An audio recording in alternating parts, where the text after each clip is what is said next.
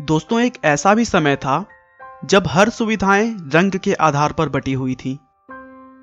बात चाहे बस के सीट की हो या फिर सार्वजनिक जगहों पर मिलने वाली किसी भी सुविधाओं की, हर जगह रंग के आधार पर गोरों को अच्छी और कालों को सबसे बुरी सर्विस मिलती थी। वैसे तो इसका इफेक्ट लगभग हर देशों में कहीं थोड़ा या फिर कहीं ज्यादा था, लेकिन दक्षिण अफ्रीका में तो हद ही हो गई थी। वहां की कुल आबादी के 3/4 काले लोग थे और उनके देश की इकोनॉमी उन्हीं के मेहनत के दम पर चलती थी। लेकिन सारी अच्छी सुविधाएं गोरों को मिलती थी। वैसे तो दक्षिण अफ्रीका में रंगों को लेकर भेदभाव बहुत पहले से था, लेकिन नेशनल पार्टी की सरकार ने 1948 में यह नियम बना दिया कि काले और गोरे लोग अलग अलग जगहों पर रहेंगे और हर सुविधाओं को भी उनके रंगों के हिसाब से बांट दिया गया। लेकिन बुराई पर तो हमेशा अच्छाई की जीत होती आई है। नेल्सन मंडेला के संघर्षों ने इस रंग भेद के नियम को खत्म करवा दिया, जिसके बाद सभी को समान हक मिलने लगा। लेकिन यह इतना आसान भी नहीं था। इसके लिए मंडेला को अपने जीवन का लगभग 28 साल जेल में बिताना पड़ा था। मंडेला भी गांधी जी के राह पर चलने वाले इंसान थे। उन्होंने बिना हथियार उठाए, बिना खून बहाए यह काम कर दिखाया था। दोस्तों, आइए शुरुआत से उनके बारे में हम डिटेल में जानते हैं। नेल्सन मंडेला का जन्म 18 जुलाई 1918 को साउथ अफ्रीका के मवेजो गांव में हुआ था। उनकी मां का नाम नोस्केनी और पिता का नाम गेटला हेनरी था। जन्म के समय नेल्सन मंडेला का नाम उनके घर वालों ने रोलिल हाला रखा था, जिसका मतलब शरारती होता है। लेकिन स्कूल के टीचर ने उनका नाम बदलकर नेल्सन रख दिया। मंडेला ने अपनी शुरू की पढ़ाई क्लार्कबेरी मिशनरी स्कूल से पूरी की। मंडेला जब 12 साल के थे तभी उनके पिता की मृत्यु हो गई। लेकिन उनके ज्वाइंट फैमिली ने उन्हें पिता की कमी कभी महसूस नहीं होने दी और आगे की पढ़ाई के लिए पूरी हेल्प करते रहे। क्योंकि नेल्सन पूरे परिवार में एकमात्र सदस्य थे जो स्कूल गए थे। उनकी ग्रेजुएशन की पढ़ाई हेल्ड टाउन कॉलेज में हुई थी। हेल्ड टाउन स्पेशली काले लोगों के लिए बनाया गया कॉलेज था। इसी कॉलेज में मंडेला की मुलाकात ओलिवर टाम्बो से हुई, जो जीवन भर उनके दोस्त रहे और रंग भेद की लड़ाई में उनका हमेशा साथ दिया।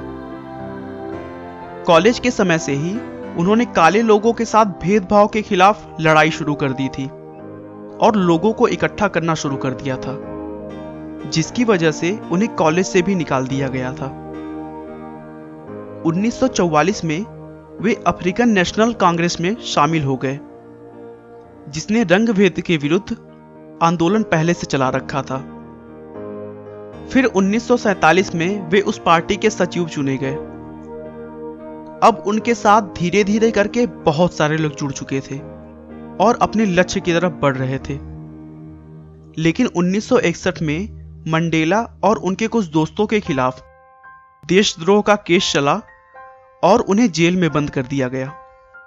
हालांकि बाद में उन्हें निर्दोष माना गया और वह छूट गए, लेकिन फिर से 5 अगस्त 1962 को उन्हें मजदूरों को हड़ताल के लिए उकसाने के आरोप में फिर से गिरफ्तार कर लिया गया और लगभग 2 साल तक उन पर केस चलने के बाद 12 जुलाई 1964 को उन्हें उम्र कैद की सजा सुनाई गई।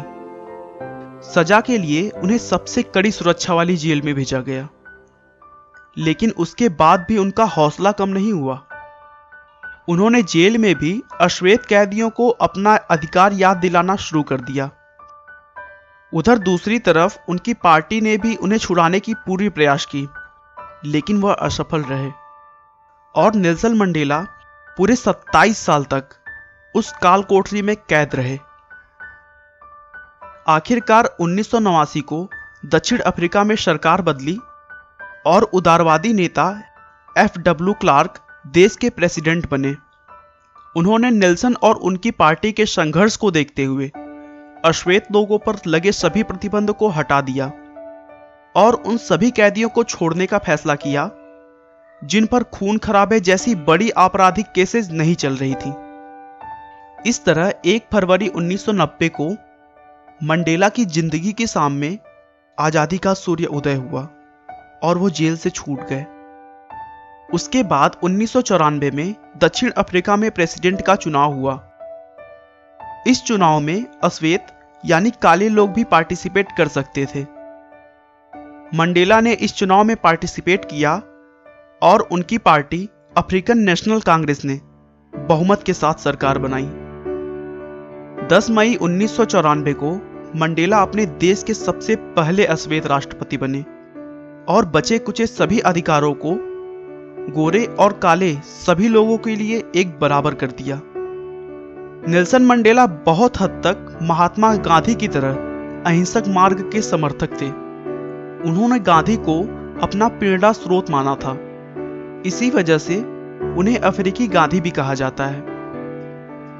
नेल्सन मंडेला को 1990 में भारत का सबसे बड़ा पुरस्कार भारत रत्न से भी सम्मानित किया गया था।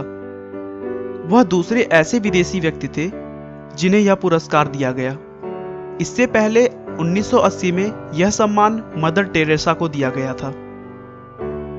उसके बाद 1993 में उन्हें पूरी दुनिया के शांति के लिए सबसे बड़े पुरस्कार नोबेल पुरस्कार से नवाजा गया। दोस्तों, मंडेला जीवन भर रंग भेद के अगेंस्ट लड़ते रहे और दक्षिण अफ्रीका में अश्वेतों को उनके अधिकार दिलाने के बाद 5 दिसंबर 2013 को 95 साल की उम्र में इस दुनिया को अलविदा कह गए। मंडेला का कहना था कि जब कोई व्यक्ति अपने देश और लोगों की सेवा को अपने कर्तव्य की तरह समझता है तो उन्हें उस काम को करने में शांति मिलती है। मुझे लगता है कि मैंने वो कोशिश की है और इसलिए मैं शांति से अंतकाल तक सो सकता हूं। आपका बहुमूल्य समय देने के लिए बहुत बहुत धन्यवाद। इस वीडियो को लाइक करके आप हमारा मनोबल बढ़ा सकते हैं। मैं हर रोज एक नई इंस्पिरेशनल और मोटिवेशनल वीडियो के साथ आता हूं। दोस्तों, अगर आप हमारे वीडियो को मिस नहीं करना चाहते तो कृपया चैनल को सब्सक्राइब कर लें। आपको यह कहानी कैसी लगी हमें कमेंट करके जरूर बताएं। धन्यवाद।